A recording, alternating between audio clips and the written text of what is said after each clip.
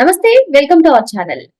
కూటమి ప్రభుత్వం అధికారంలోకి వచ్చిన తర్వాత ఇది రెండవ సంక్రాంతి. రేపు భోగి, సంక్రాంతి పండుగలు నిర్వహించుకుంటున్నాం. మరి ఈ ప్రభుత్వ హయాంలో రైతు సమస్యలపైన ప్రభుత్వం ఏ విధంగా స్పందిస్తుంది? మరి వైసీపీ హయాంలో రైతు సమస్యలపైన ఏ విధంగా స్పందించింది?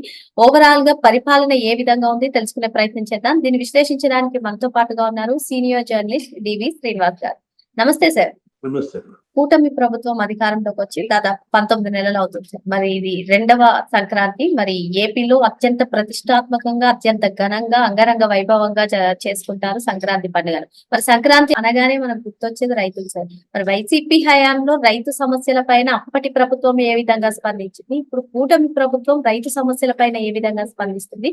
మరి మాటి మాటికి కూడా జగన్మోహన్ రెడ్డి చూసుకున్నట్లయితే రైతు సమస్యల పైన ఆయన బయటకు వస్తున్నారు. పొగాకు రైతుల పరామర్శ, మామిడి రైతుల పరామర్శ. మరి అప్పట్లో కూడా ఏం జరిగిందో మనం అంతా చూసాం. మిర్చి రైతులను పరామర్శించినప్పుడు మిర్చి పోయిందని చెప్పి, మామిడికాయలు అయితే ట్రాక్టర్ తో తొక్కించారని చెప్పి, మొత్తానికి ఎవరి హయాంలో రైతులు ఆనందంగా ఉన్నారు, ఎవరి హయాంలో రైతులు కష్టాలు తీరినట్లు అనిపించింది? మీ అభిప్రాయం ఏంటి సార్?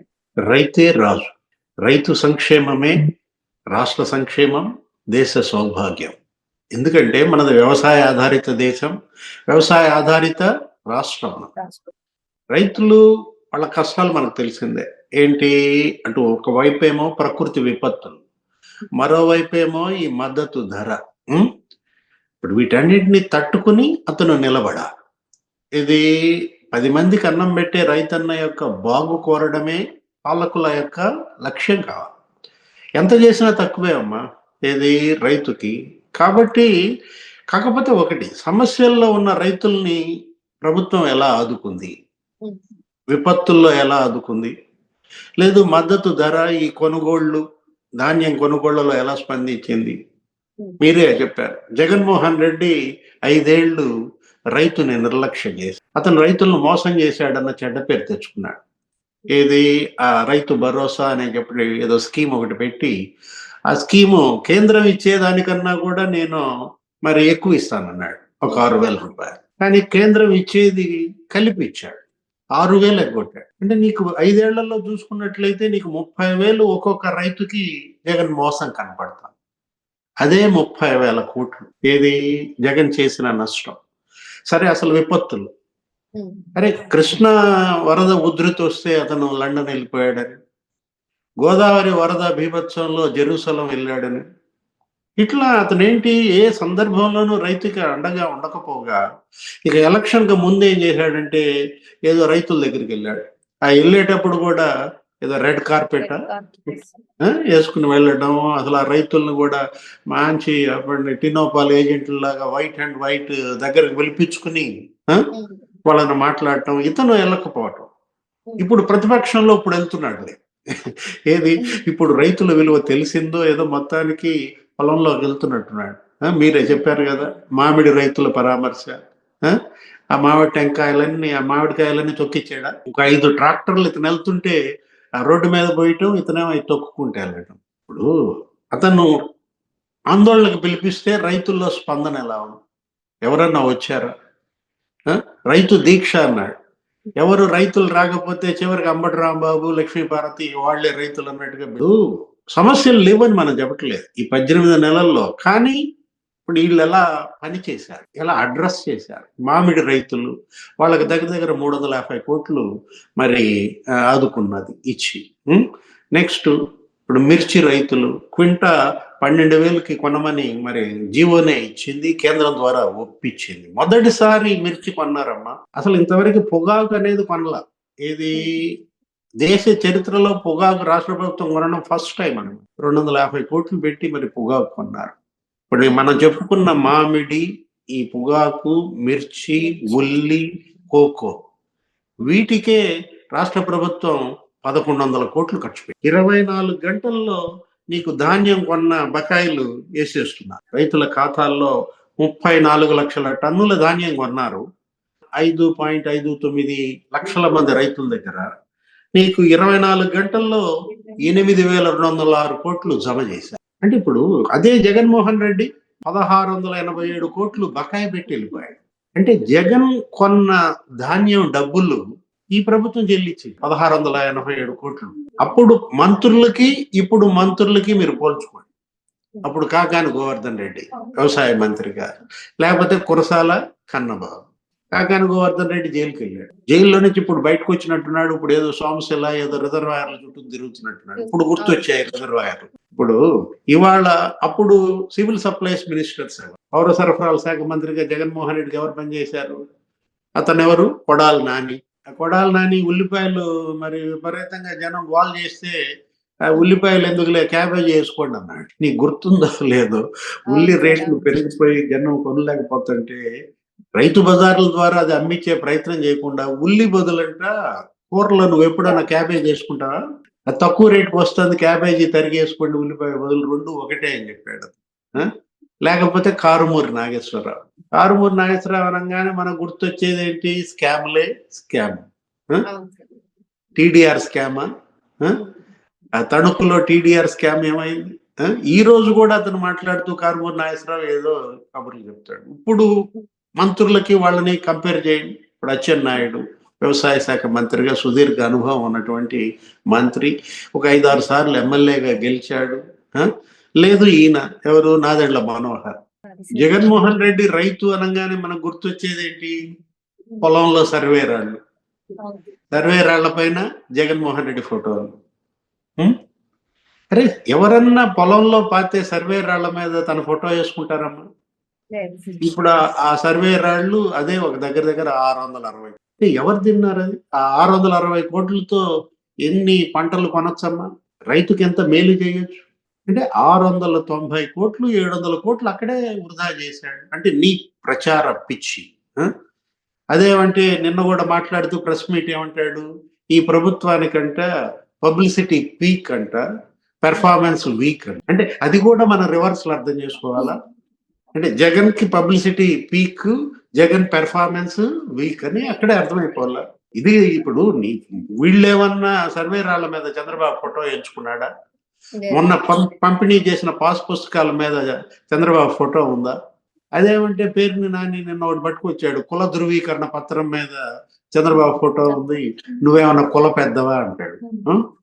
ఆ ఫోటోలు అదంతా పెట్టింది ఎవరు? జగన్మోహన్ రెడ్డి హయాం నుంచే కదా, ఇంకా అది మార్చినట్టు లేదు. ఇక్కడ ప్రజలు రైతులు కూడా ఇవాళ చర్చ ఏది ఒక పండగ లాగా ఇప్పుడు పాలన సాగుతారు. ఇప్పుడు మనం చూసాం గ్రామాలు ఇవాళ బ్రహ్మాండంగా పండగ చేసుకుంటున్నారు.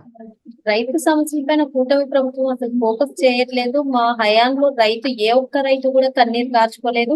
కానీ ఇప్పుడు మొత్తం రైతుల పరిస్థితి ఆందోళనకరంగా ఉంది అని చెప్పి వైసీపీ కీలక నేతలు ఈవెన్ జగన్మోహన్ రెడ్డి గారు కూడా అదే అంటున్నారు కదా సార్. కనీసం మద్దతు ధర కూడా ఇవ్వట్లేదు ప్రభుత్వం. ఇప్పుడు ఈ 18 నెలల్లో ఏ భూమిలో అయినా మరి రైతులు లేకపోతే వాళ్ళ కుటుంబ సభ్యులు కిరసనాయిల డబ్బాలు పెట్టుకుని ఎండ్రిన్ డబ్బాలు పట్టుకుని నుంచున్నారా?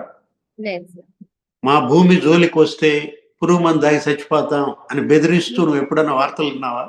లేదు సార్. మరి అవన్నీ మనం అప్పుడు విన్నాం. SC ST BC assigned land రైతులు వాళ్ళేంటి పురుగు మందుల డబ్బాలు పట్టుకుని మా భూమి జోలికి వస్తే తాగి చచ్చిపోతామని బెదిరించారు. ఎంతమంది రైతులు చనిపోయారమ్మా జగన్మోహన్ రెడ్డి పరిపాలనలో? ఎన్ని లక్షల ఎకరాల భూములు కబ్జాకు గురయ్యా? ఈవెన్ ఇప్పటికీ రెవెన్యూ శాఖలో సీఎం చంద్రబాబు గారు ఆదేశిస్తున్నా కూడా అది కూడా ఎటు తేలనటువంటి పరిస్థితి. 8 లక్షల ఫిర్యాదులు వచ్చినాయండి మొత్తం రెవెన్యూ శాఖ మీదే. అంటే రెవెన్యూ శాఖను ఎంత అస్తవ్యస్తం చేశాడు, అదొక ఏంటి కబ్జా శాఖగా మార్చాడు. అరే ప్రధాన కార్యదర్శి మీదే ఆరోపణల జవహర్ రెడ్డి పైన, ఆ భోగాపురం ఎయిర్పోర్ట్ చుట్టుపక్కల భూములన్నీ ఆయన కబ్జాలు చేశారని. అటవీ భూములు కబ్జా ఎవరు? పెద్దిరెడ్డి రామచంద్రారెడ్డి. మంగళంపేట అడవుల్లో మరి 72 ఎకరాలు అన్నారు. అసలు మదనపల్లి ఫైల్సే తగలబెట్టారు కదా. అక్కడ 4 నియోజకవర్గాలు, తంబళ్లపల్లి, పుంగనూరు, పీలేరు, మదనపల్లి, మొత్తం అసలు ఒక గ్రామమే అతను ఎత్తేసాడు. రాగాలపల్లి అనే ఒక గ్రామంలో 950 ఎకరాలు మొత్తం తన పేరు మీద, తన బంధువుల పేరు మీద, అనుచరుల పేరు మీద రిజిస్ట్రేషన్ అయిపోయింది. 2 ఆర్డీఓలు సస్పెండ్ అయ్యారమ్మా. అతను ఎవరు? సజ్జల రామకృష్ణారెడ్డి. ఆయన కూడా ప్రెస్ మీట్ పెడతాడు. ఆయన అసలు అనర్గళంగా ఉపన్యసిస్తాడు. అతని మీదే ఆరోపణలు కదా. అవును సార్. పీకే దిన్నె మండలంలో సజ్జల ఎస్టేట్, పీకే దిన్నె మండలం కడపలో సజ్జల బ్రదర్స్ 105 ఎకరాలు భూములు కబ్జా చేశారని కదా. అంటే అప్పుడు భూముల కబ్జా, ఇప్పుడు భూములకు భద్రత. ఇవాళ రైతుకు భద్రత ఈ ప్రభుత్వం కల్పించింది. ఇంకా నువ్వు రైతు సమస్యలు వాటిని పరిష్కరించాలి. ఏది సమస్యలు వచ్చినప్పుడు స్పందన, రైతు కోరుకునేది కనీస స్పందన. ఏంటి? నేనున్నాను అని ఒక భరోసా. విపత్తుల్లో ఆయన మునిగిపోయినప్పుడు ఆయన మరి తడిసిన ధాన్యం కొనడం, ఆ డబ్బులు వెంటనే వాళ్ళ ఖాతాల్లో పడేటట్టుగా చూడటం. ఇప్పుడు అన్నదాత సుఖీభావ అనే ఒక స్కీమ్ తెచ్చారు. బ్రహ్మాండంగా ఒక 10,000 కోట్లు ఏమో వేశారు. ఇవాళ రైతుకి ఇవాళ అన్నదాత సుఖీభావ స్కీము మరి జగన్ మోసం. 6,000 ఎగ్గొట్టాడు.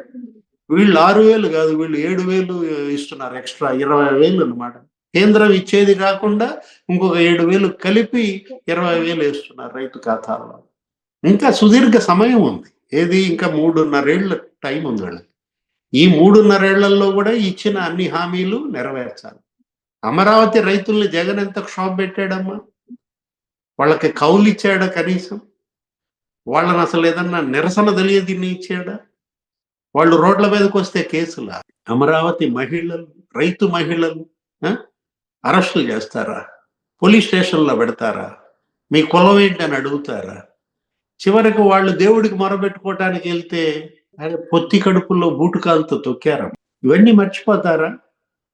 జగన్మోహన్ రెడ్డి నేనే రైతు బాంధవుడిని అంటే నమ్ముతారా? అంటే అతను చెప్తాడు. ఏది? అతను వల విసరటానికి సిద్ధంగా ఉన్నాడు. వలలో పట్టడానికి మరి రైతులు సిద్ధంగా ఉన్నారా? అతను మొసలి కన్నీరు గార్చడానికి అసలు కన్నీరే కన్నీరు. మామూలుగా మొసళ్లే సిగ్గుపడుతున్నాయి జగన్మోహన్ రెడ్డి పెడుతున్న కన్నీరు చూసి. మరి మళ్ళా మొసలి పాలన అవసరమా? వాళ్ళ రైతులే డిసైడ్ చేసుకోవాలి, కంపేర్ చేసుకోవాలి. ప్రజలు ఏ వర్గం వాళ్ళైనా సరే గతంలో ఎలా ఉంది పాలన, ఇప్పుడు ఎలా ఉంది, భవిష్యత్తులో ఎలా ఇంకా జరగాలి. ఇది కదా ఇవాళ దిశానిర్దేశం. అప్పుడు అధికారులు ఎలా పనిచేశారు, ఇప్పుడు అధికారులు ఎలా పనిచేస్తున్నారు. రౌతులు బట్టే కదా గుర్రం. జగన్మోహన్ రెడ్డి హయాంలో అధికారులే కబ్జాలు, అధికారులే మరి దోపిడీలు, హెరాస్మెంట్, కిడ్నాప్లు. ఇప్పుడు ఆ పరిస్థితి లేదు. ఒక స్వేచ్ఛ, ఒక భరోసా, ఒక భద్రత. అదే అంటోంది. అది దండగ పాలన, ఇది పండగ పాలన. ఒక పండగలాగా పరిపాలన చేస్తున్నారు. మనం చూసాం కదా. ఇప్పుడు గోదావరి జిల్లాల్లో అసలు ఎలా ఉంది అసలు. ఇప్పుడు ఎన్ని వాహనాలు ఇవాళ హైదరాబాద్ నుంచి వచ్చేసాయి మరి గ్రామాలకి. పల్లె పండగ జరుగుతోంది. ఇప్పుడు పల్లె పండగ 1.0 అన్నారు. ఇప్పుడు రేపు పొద్దున పల్లె పండగ 2.0 అని కూడా తెస్తున్నారు. దగ్గర ఒక 4,500 కిలోమీటర్లు ఏమో రోడ్లు వేసారంట. ఒక 10,000 కిలోమీటర్లు రోడ్లు వేయాలని వాళ్ళ పల్లెల్లో వీళ్ళు లక్ష్యంగా పెట్టుకున్నారు. అటు మినీ గోకులాలు బ్రహ్మాండంగా జరుగుతోంది. ఇన్ఫ్రాస్ట్రక్చర్, అటు విలేజ్ ఇన్ఫ్రాస్ట్రక్చర్ డెవలప్ అవుతుంది. ఇవాళ గ్రామ సీమలు ఇవాళ కడకలాడుతున్నాయి. ఇది కదా పండగ. అబ్బే పండగ మాకొద్దు, దండగే కావాలంటారా? సార్ విశ్లేషణతోటి దండగ పాలన ఏ విధంగా ఉంది, పండగ పాలన ఏ విధంగా సాగుతుందో తెలుసుకుందాం. మరో అంశంతో మళ్ళీ కలుద్దాం. Thank you sir.